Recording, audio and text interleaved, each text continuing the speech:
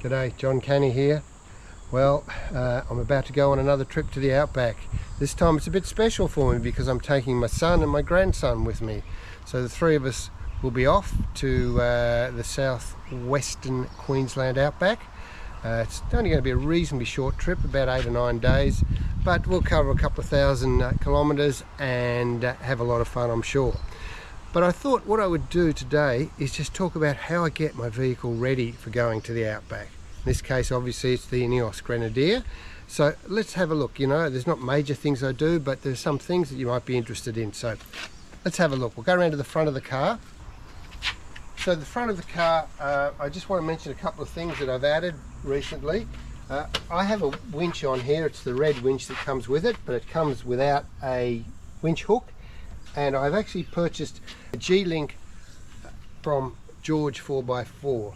Now, there's a factor 55 version, which is about twice the price of this one, but this one seems more than adequate. It's fully tested, and it's suitable for both soft and hard shackles. So that's on there. We'll see how that goes. Maybe I won't need to use it, hope not, but we always got the winch there ready to go. If you have a quick look up the top there, you'll see this big light bar.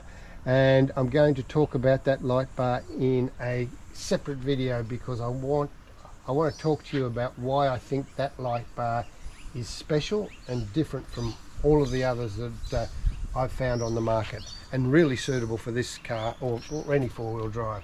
If we come around the side, I've refitted my awning. It's just basically a standard. This is a Super Peg Australian made awning. It's 2.6 by 2.5, I think. The boys will be sleeping under here in their swags, so they might need a bit of cover over them from sun or whatnot. Also, while we're here, I just mentioned these little camp lights that I've fitted. Now, I've fitted them onto these round grab rails here using the steady clamps, the bar clamps, and connected them up to the power outlets that are on the side of the Grenadier here.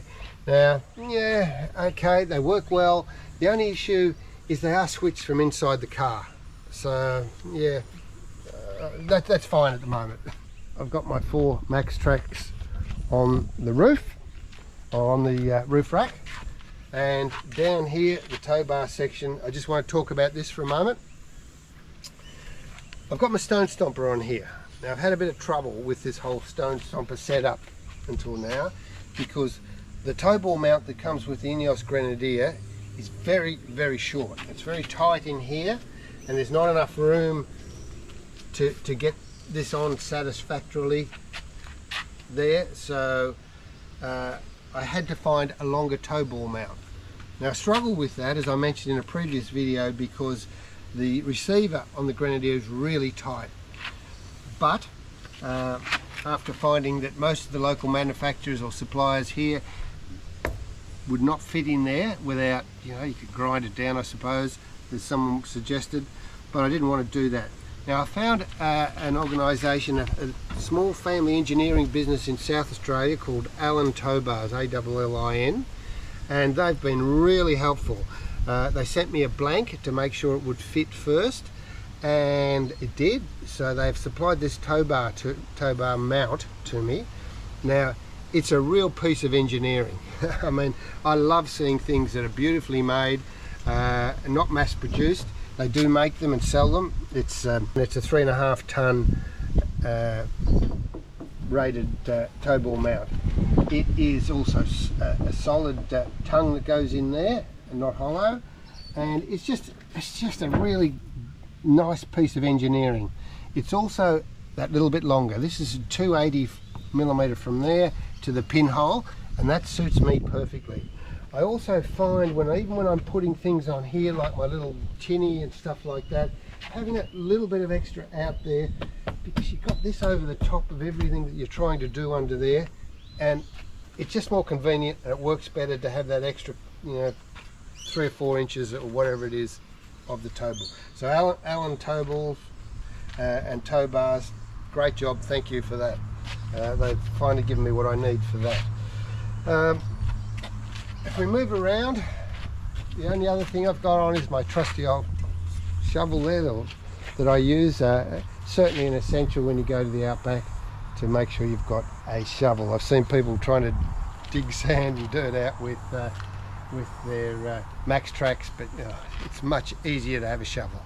Okay, so that's the car outside. Let's have a quick look inside, what I have inside. And if we have a look, I have here my Safety Dave's reversing camera, which is, the camera is on the back of the van, not in the car. So that is connected up here. It's not plugged in yet, but I have a plug in here which is wired through, and that works really well. But there's plenty of good reversing cameras around.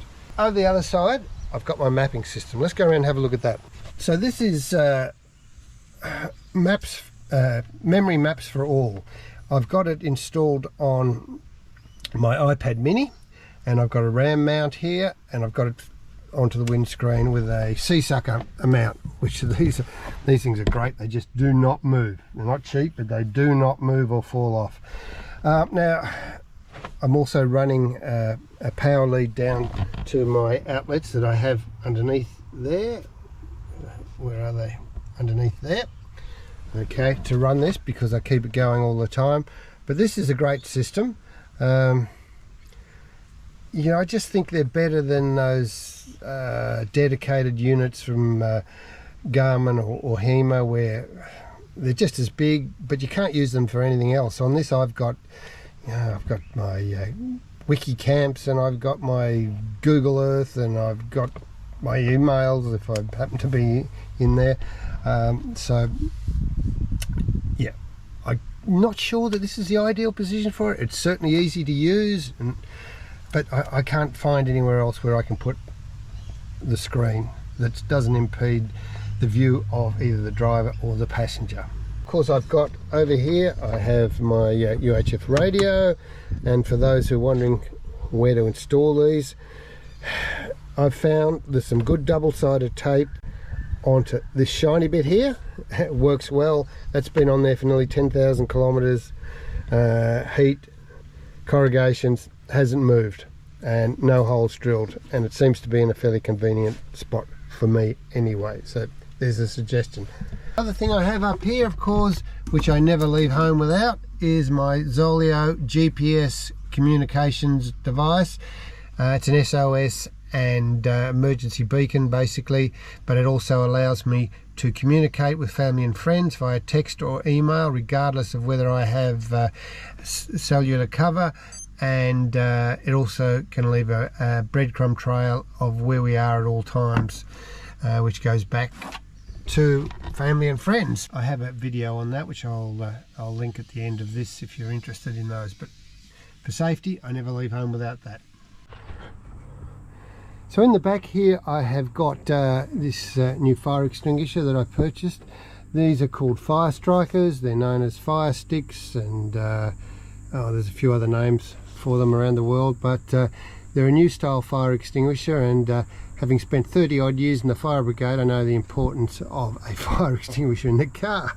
Now, while they're very expensive, they are great in as much as they're suitable for all sorts of fires, you know, electrical, fuel, whatever, and they're non-toxic and they don't leave any residue. So really great things if you need to spray them inside your car or your caravan or whatever. And they're really light compared to these big heavy things here that we've been carting around in our cars. Now if we come around the back here, just have a quick look at what I've got going on in here. I've got my Engel 35 litre fridge, which I use as a freezer. My main fridge is in the van, so this one's the freezer. Who doesn't like an ice cream when you're in the outback, eh? So I've added to this car the D250 SE C-Tech charger, the companion to the Smart Pass that's already in the car. So this is now connected to the service battery, and with that charger it seems to be working well. A couple other things I take with me. I just thought I'd mention this thing here. It's a tough as multi-mat. Now there's plenty of these around at most of the tool shops and that, but they're a great thing to have. It's tough vinyl, it's got a padding in it. You roll it out, and if you're like me, crawling under the car on those hard gravel or even just the concrete that's a terrific thing to throw in your kit as far as I'm concerned. Of course, trusty first aid kit and snakebite kit, don't leave home without them. Okay, so what do I take with me as well as preparing the car? There's some essentials that I believe you've got to take with you whenever you go into remote areas, particularly summer hot remote areas of Australia. So not necessarily in order of priority, but let's have a look. The first thing I've got here is my trusty tool bag. Now this is a canvas tool bag from a mob called CrashPad. I've done a previous review on this if you want to look it up and find it, or I can put it in the description. But look, this seems like a good thing. It seems like it's well made, and the beauty of a tool roll is your tools don't make any noise, they don't rattle around, you don't hear clinging and clanging with tools in the car. And also, if you want to work by the side of your car or something like that, you just take your tool bag out and you roll it out. And there you are, on the ground, on the dirt, on the sand, you've got everything you need. Now I just have a mixture of odds and sods, screwdrivers and spanners and multi-grips, and in here I've got some rolls of insulation tape and a few spare bits and pieces, cable ties, whatever. So they're the tools. Now, as I said, this particular one, and I did a review on it, comes from CrashPad, and it looks pretty good quality, but there's plenty around, and I do actually notice a little hole's worn in it. So, you know, that's a bit disappointing. I would have thought it would have been a bit tougher than that, because it hasn't done much work. But look, they're all good. Oh, maybe another hole in it there. Maybe these CrashPad things aren't quite what I had hoped. But anyway, something like that, essential. The next thing I've got, and we all need to take, of course, is a compressor, because we need to let our tyres up and down. Now my little tyre kit firstly includes an ARB tyre deflator, because we're letting our tyres up and down, of course, we know that. So that's in the kit. In the kit also is a tyre repair kit. We need to put some plugs or whatnot in there, and I carry some extra valve stems in there, so that's the repair kit. And then I have the compressor itself. Now this particular compressor is from a mob named Mean Mother. So when I bought this, I paid a fair bit of money. There are plenty of things that look exactly like this that are third of the price of this one. This was quite an expensive one. Look, it does the job, I'll say that. It pumps the tyres up. But what really annoys me about it is that the switch doesn't work, and it comes with a remote control that doesn't work, and that's not good enough. It's a pain in the neck.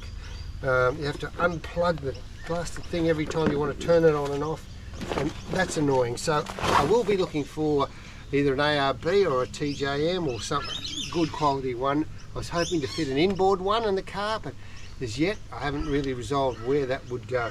If I get some drawers in the back, maybe I'll find a space then, but I'm not so keen on putting it under the back seat like I've seen a couple of them, but that's just my opinion. I also always take a chainsaw with me wherever I go.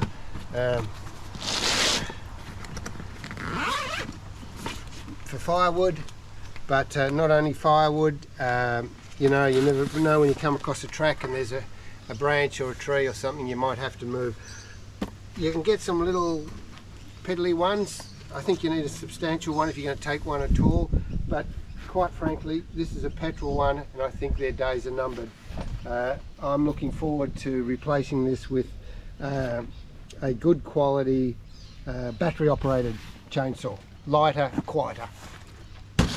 Finally, there's this monstrous bag here. Now, this is my recovery gear.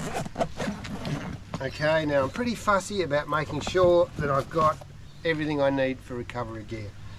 First things that comes out of the recovery bag is the gloves. You need to whack those on before you damage your hands.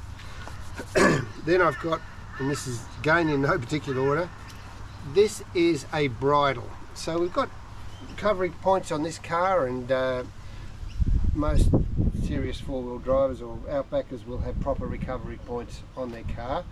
A bridle, I think, is really important. It not only shares, well, it shares the load between the 2 points, but what you want to watch out for is using tree trunk protectors or short length bridles, because you get a lot of pressure inwards as well as outwards. This is 6 meters, right? So if you can imagine a long V, you're getting a more direct pull on both of them. And you don't want to use 2, you want to use 1, and a good quality one of 5 or 6 meters is what you need for that. Then of course we've got the damper, which goes over your winch line or your tow line or whatever. Then here I have a winch extension strap.